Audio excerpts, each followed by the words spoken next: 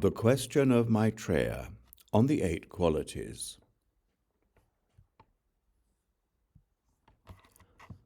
Homage to all the Buddhas and bodhisattvas. Thus did I hear at one time. The Blessed One was staying in r.Cargill on Vulture Peak Mountain, together with a great Sangha of 1,250 monks and 10,000 bodhisattvas. The Blessed One, surrounded by a retinue of many hundreds of thousands, surveyed those before him and taught the Dharma. At that time, the bodhisattva Maitreya was present among that very retinue. He rose from his seat, draped his shawl over one shoulder, set his right knee on the ground, and paid homage with palms joined toward the Blessed One.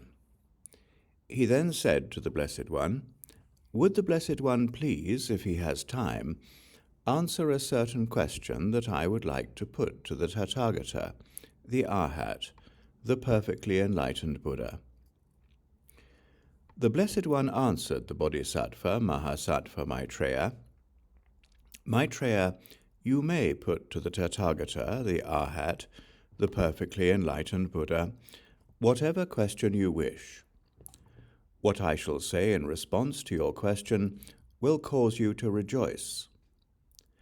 So since the Blessed One had given him the opportunity, the bodhisattva Maitreya asked the Blessed One, "Blessed One, how many qualities do bodhisattva mahasattvas need to possess in order to become irreversibly set on supreme and perfect enlightenment without regressing it in the slightest, and to gain special attainments, to vanquish negative and hostile influences, and while engaging in the conduct of a bodhisattva, to realize the intrinsic characteristics of all phenomena just as they are, and therefore be indefatigable in samsara? And as well as having that indefatigable mind, through the pristine awareness that does not rely on anything else, to awaken quickly to supreme, perfect enlightenment and become a Buddha." The Blessed One replied to the bodhisattva Maitreya, "Very good, Maitreya. It is good that you have thought to ask the Tathagata a question on this point. Therefore, Maitreya, listen well and retain in your mind what I shall explain to you." "Blessed One, please do so," said the bodhisattva Maitreya, and listened as the Blessed One had instructed him. The Blessed One in turn continued, "Maitreya, if bodhisattvas possess 8 qualities, they will become irreversibly set on supreme and perfect enlightenment, without regressing in the slightest, and will gain special attainments. They will vanquish negative and hostile influences, and while engaging in the conduct of a bodhisattva, they will realize the intrinsic characteristics of all phenomena just as they are, and therefore be indefatigable in samsara. And as well as having that indefatigable mind, through the pristine awareness that does not rely on anything else, they will quickly awaken to supreme, perfect enlightenment and become a Buddha." What are those 8 qualities? Well, Maitreya, they are for bodhisattva mahasattvas to have excellent intention, excellent application, excellent giving, skill in dedicating merit, excellent loving-kindness, excellent compassion, skill in methods, and emancipation in the perfection of wisdom. Maitreya, how do such bodhisattvas have excellent intention? Well, Maitreya, such bodhisattva mahasattvas, whether they hear praises or slander of the Buddha, have the intention to attain supreme, perfect enlightenment. Whether they hear praises or slander of the Dharma, they have the intention to attain supreme perfect enlightenment. Whether they hear praises or slander of the Sangha, they have the intention to attain supreme perfect enlightenment. This, Maitreya, is how the bodhisattvas have excellent intention.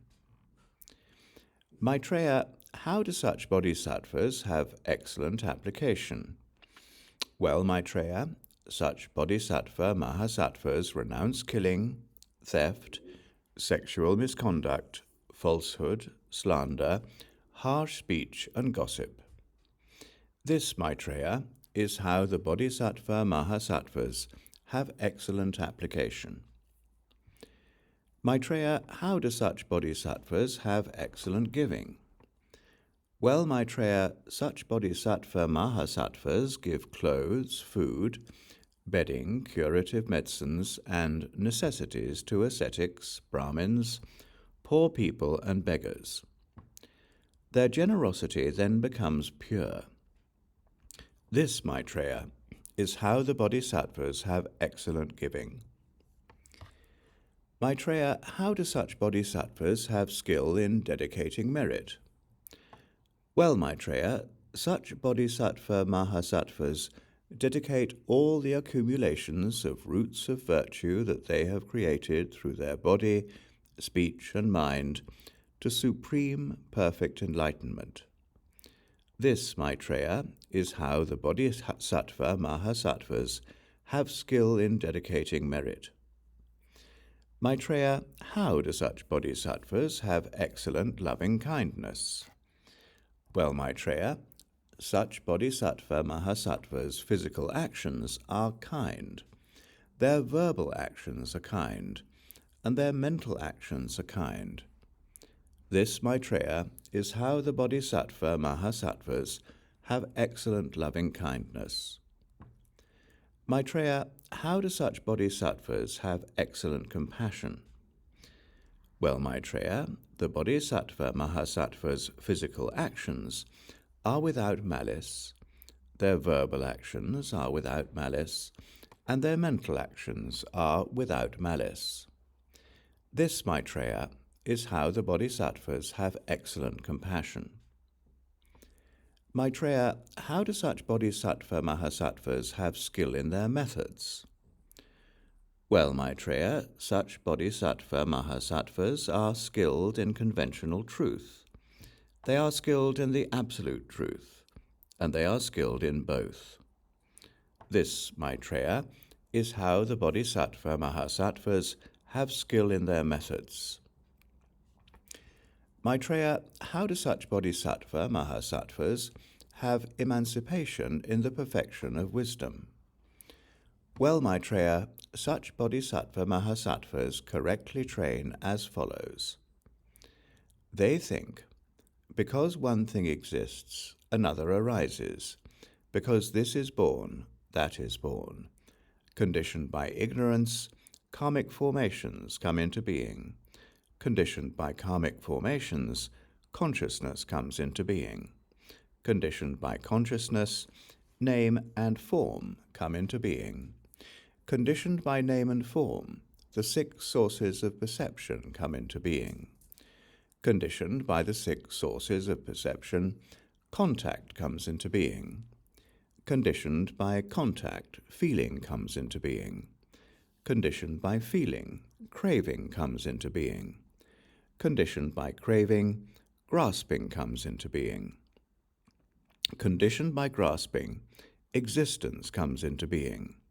Conditioned by existence, birth comes into being. Conditioned by birth, aging and death come into being, as well as misery, lamentations, suffering, unhappiness, and agitation. That is how this great heap of suffering comes into being. Without these conditions, it does not come into being. When these conditions cease to exist, it also ceases.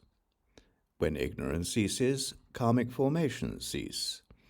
When karmic formations cease, consciousness ceases. When consciousness ceases, name and form cease. When name and form cease, the 6 sources of perception cease. When the 6 sources of perception cease, contact ceases. When contact ceases, feeling ceases. When feeling ceases, craving ceases.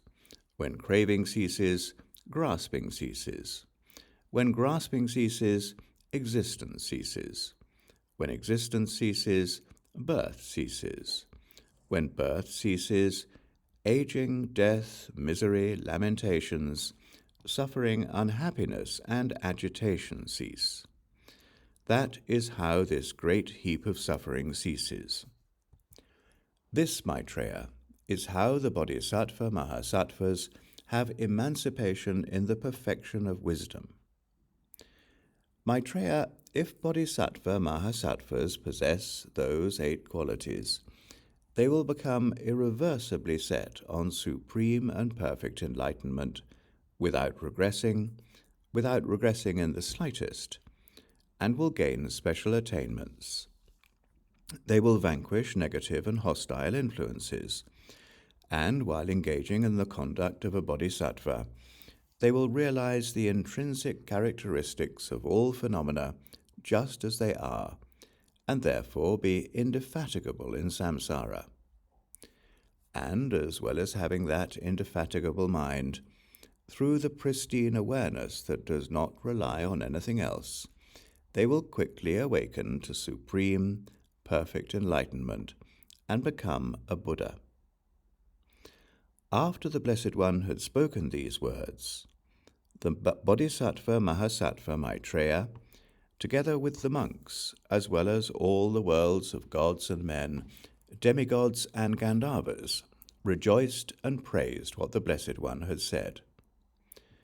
This concludes the question of Maitreya on the 8 qualities, the 42nd of the 100,000 sections of the Dharma discourse known as the Noble Great Heap of Jewels.